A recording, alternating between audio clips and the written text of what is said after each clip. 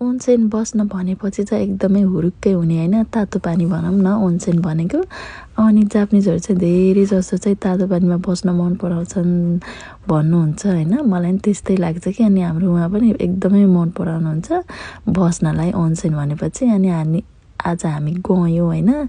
अनि यो चाहिँ कुसात्सु ओन्सेन हो। अनि युकी चाहिँ अझै उस नपग्लेको रहेछ कि होइन, डाँडा डाँडातिर चाहिँ रहेछ। अनि यो मन्दिर चाहिँ नयाँ बनेको रहेछ, कस्तो राम्रो कलरको के। पहिला जाँदा थिएन। अनि हामी चाहिँ धेरै जसो ओन्सेन जान पऱ्यो भने यहीँ जान्छौँ कि। अनि यो चाहिँ फ्रीमा बाँडिरहेको रहेछ, खायौँ होइन। अनि मलाई पाहाडतिर जाँदा चाहिँ यो पोलेको के भन्छ, आयु भन्छ के होइन, एकदमै मनपर्छ, म खान्छु होइन जहिले पनि। अनि यहाँनिर चाहिँ यसरी साम्पो गर्न पनि पाइन्छ, खुट्टा भिजाउन पनि पाइन्छ। माथि माथि तातो खोला पानी नै बगेको हुन्छ कि। यो नचिन्ने त सायद कम नै हुनुहुन्छ होला जसले ओन्सेन मन पराउनुहुन्छ है।